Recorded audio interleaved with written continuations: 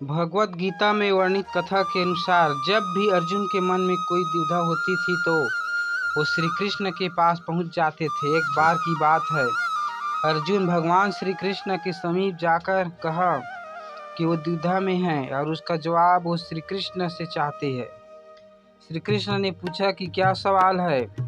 अर्जुन ने कहा, मुझे यह जानना है कि अच्छे लोगों के साथ हमेशा बुरा ही क्यों होता है, वही बुरे लोग खुशहाल दिखते हैं। अर्जुन के मुंह में ऐसी बात सुनकर श्री कृष्ण मुस्कुराए और कहा, मनुष्य जैसा सोचता है और महसूस करता है वैसा कुछ नहीं होता, बल्कि अज्ञानता की वजह से सच्चाई नहीं समझ पाता।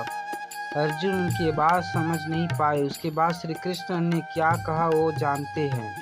श्री कृष्ण ने अर्जुन से कहा, पार्थ, मैं तुम्हें एक कथा सुनाता हूँ, उसे सुनकर तुम समझ जाओगे कि हर प्राणी को उसके कर्म के हिसाब से ही फल मिलता है।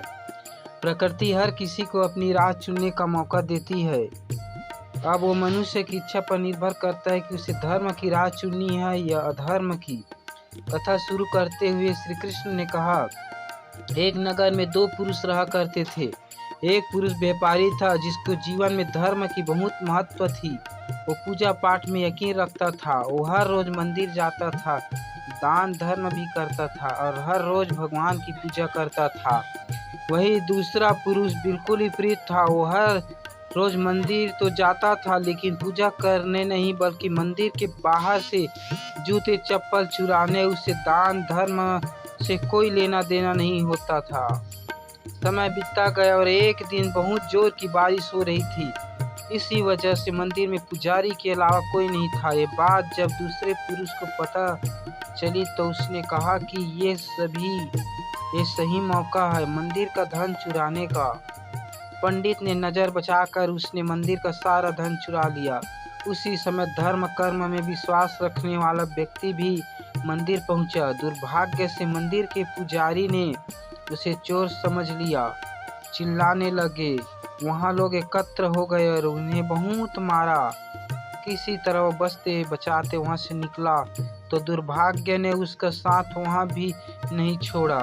मंदिर के बाहर वो एक गाड़ी में टकरा गया और घायल हो गया। फिर वो व्यापारी लंगड़ाते हुए घर जाने लगा तो रास्ते में उसकी मुलाकात उस पुरुष से हुई जिसने मंदिर में धन चुराया था। उसने कहा, आज तो मेरी किस्मत चमक गई, एक साथ इतना सारा धन मिल गया। ये सब देखकर उसे बहुत बुरा लगा और उसने अपने घर से भगवान की सारी तस्वीरें निकाल दी। कुछ सालों बाद दोनों ही पुरुष की मृत्यु हो गई। मरने के बाद जब दोनों यमराज की सभा में पहुंचे और भले पुरुष ने दूसरे व्यक्ति को देखा तो उसे बहुत गुस्सा आया।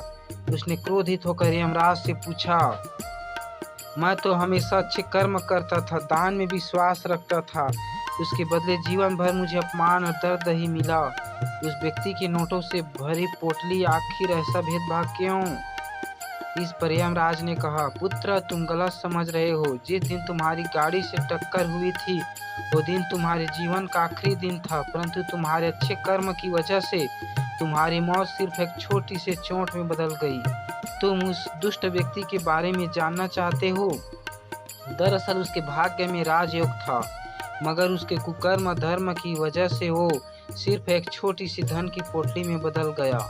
कथा सुनाने के बाद श्री कृष्ण अर्जुन से कहते हैं, पार्थ, क्या अब तुम्हारे सवाल का जवाब मिल गया?